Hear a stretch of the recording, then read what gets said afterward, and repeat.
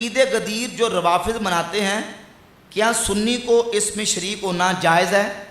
تو اس کا جواب یہ ہے کہ کسی سنی کو کسی بھی بد عقیدہ بد مذہب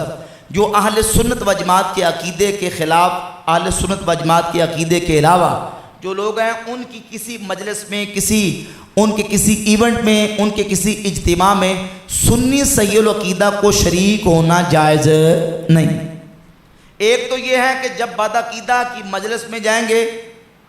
تو شرعاً بھی ممنوع ہے۔ اس کی مختلف وجوہات ہیں۔ ایک وجہ تو یہ ہے کہ ہمیں قرآن و سنت نے کسی بد عقیدہ بد مذہب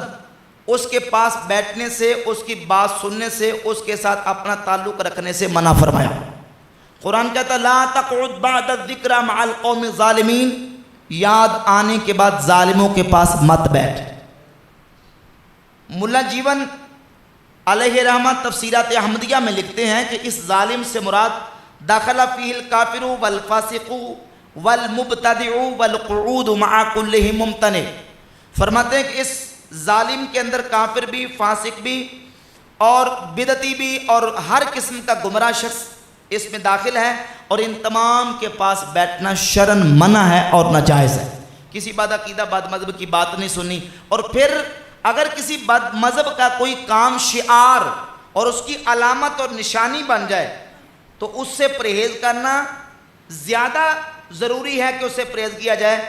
سنن ابی داؤد کے اندر صحیح حدیث ہے، نبی پاک صلی اللہ علیہ وآلہ وسلم نے فرمایا من تشبہ بقوم فہو منہم، جو کسی قوم کے ساتھ مشابہت اختیار کرے اس کا شمار انہی لوگوں میں کیا جائے گا۔ اور ایک اور حدیث ہے جو کہ سند کے اعتبار سے کمزور ہے، ترہیب کے لیے میں بیان کر دیتا ہوں کہ حدیث کے اندر موجود ہے کہ من کسر سواد قوم فہو منہم، جس نے کسی قوم کے اجتماع اور جلوس اور جلسے میں جا کے ان کی کثرت کو زیادہ کیا، ان کو بڑھاوا دیا اور ان کے اجتماع کو زیادہ کیا، فہو منہم، تو وہ بھی انہی میں شمار کیا جائے گا۔ تو لہذا وہ لوگ جو صحابہ کرام علیہ رضوان کو نعوذ باللہ کافر اور منافق کہہ کے نعوذ باللہ صحابہ کرام کی گستاخیوں اور بے ادبیاں کرنے والے، ان کو تبرہ اور ان پر لعن و طعن کرنے والے، سب و شتم کرنے والے، ایسے لوگوں کی مجلس میں کسی سنی صحیح العقیدہ کو جانے کی اجازت